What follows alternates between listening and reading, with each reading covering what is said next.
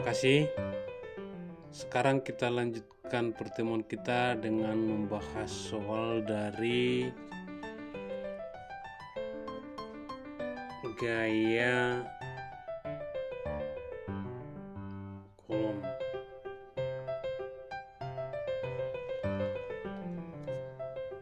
Mari kita perhatikan sama-sama. Sebuah titik A bermuatan positif 135 mikrokulom dan titik B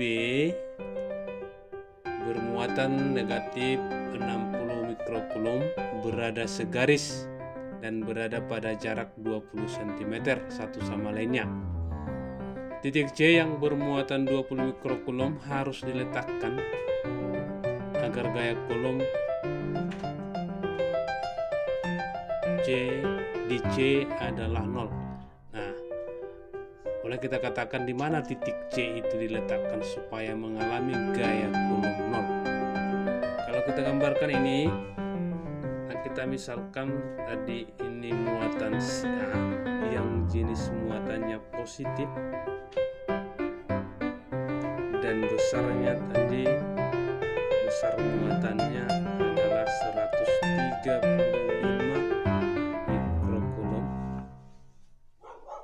dan muatan si B yang jenis muatannya negatif yang besar muatannya adalah 60 mikrokulom. Nah, di mana diletakkan muatan B supaya mengalami gaya kolom 0? Maaf, di mana diletakkan muatan C sama dengan 0. Nah, harus kita perhatikan. Nah, gaya kolom yang dialami C0 itu terjadi apabila gaya kolom yang diberikan si A terhadap C dan si B terhadap C itu sama dengan 0. Nah, itu. Maka di mana diletakkan? Katakanlah dulu X.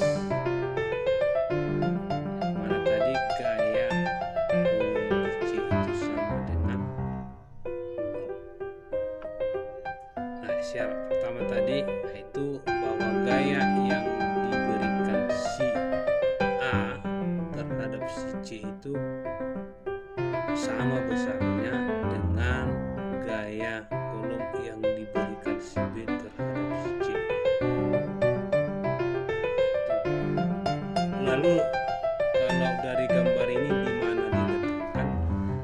Nah, syarat berikutnya ya harus diletakkan juga segaris dengan kedua muatan ini, ya, segaris dengan kedua muatan ini. Nah, pertanyaan sekarang apakah di sini atau di sini atau di sini? Nah, melihat jenisnya ini, kedua jenis muatan ini tidak mungkin lagi di antaranya ini. Nah, itu sesuai ya yang kita bahas sebelumnya, tidak mungkin lagi di sini. Nah, lalu di mana? Apakah di sini atau di sini? Nah, kalau boleh Bapak gambarkan, ini berada di sini. Inilah misalkan muatan C itu. Nah, kenapa? Nah, dengan mengingat bahwa gaya kolom itu adalah sebanding dengan masing-masing muatan dan berbanding terbalik dengan kuadrat jarak. Nah, yang artinya tadi itu sebanding dengan muatan A dan muatan C, karena yang C ya, dan berbanding terbalik dengan jaraknya. Maka kita letakkan dia, atau yang mungkin dia harus lebih jauh dari, supaya dia 0 tadi, harus lebih jauh dari muatan yang lebih besar dan lebih dekat dari muatan yang lebih kecil. Nah, itu saya Bapak gambarkan di sini. Nah, coba perhatikan Ini jaraknya tadi 20 cm. Lalu di mana diletakkan? Katakanlah sejauh X dari muatan B. Nah, ini dia ya. Sejauh X dari muatan B. Atau boleh sejauh X dari muatan A, boleh. Nah,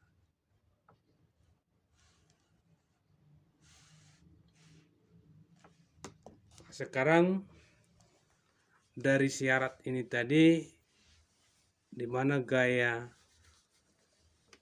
yang disebabkan muatan A itu berarti besarnya IA kali QC per RAC kuadrat kali konstanta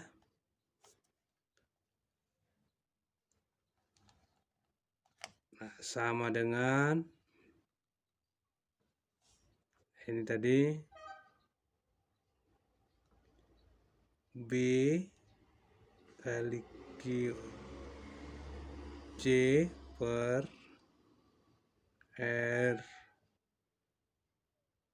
RBC kuadrat. Lihat ini tadi kali konstanta.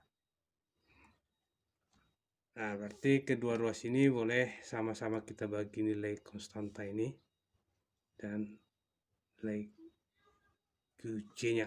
Maka tanpa diketahui pun muatannya ini tadi ya dan jenisnya, boleh saja kita tentukan kira-kira di mana letaknya terhadap A ataupun terhadap B. Sekarang besarnya muatan A adalah 135 mikrokulum per jarak A terhadap C tadi 20 cm tambah X. Ini 20 cm tambah X kuadrat sama dengan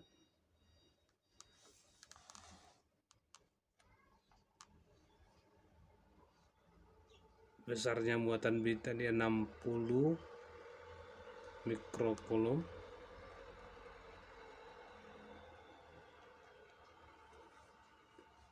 dibagi jarak dari B ke C, jarak antara B dan C tadi itu kita buat katakanlah X kuadrat. Nah, kemudian langkah berikutnya kedua ruas ini ya kita bagi 15, kan nilainya ini 9 ya, 9 mikrokulum tentunya.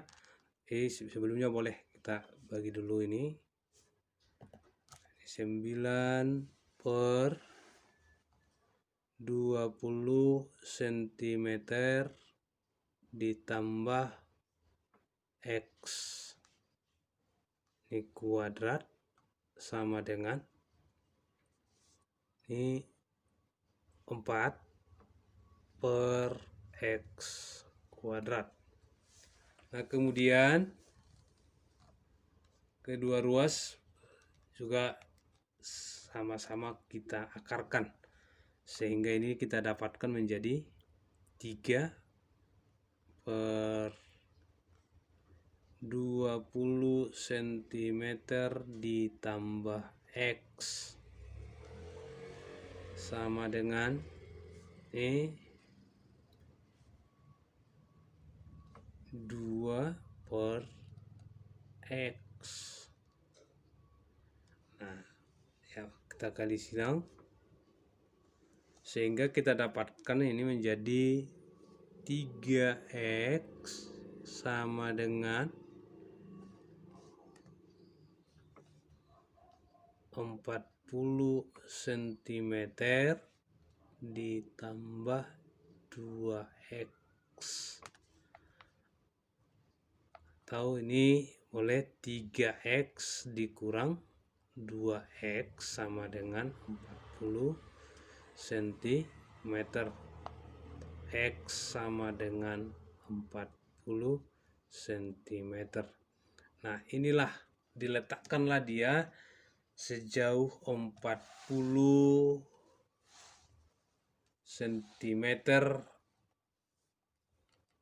Nah, dari gambar ini tadi dari B lah itu. Nah, nanti dapat kita simpulkan. Jadi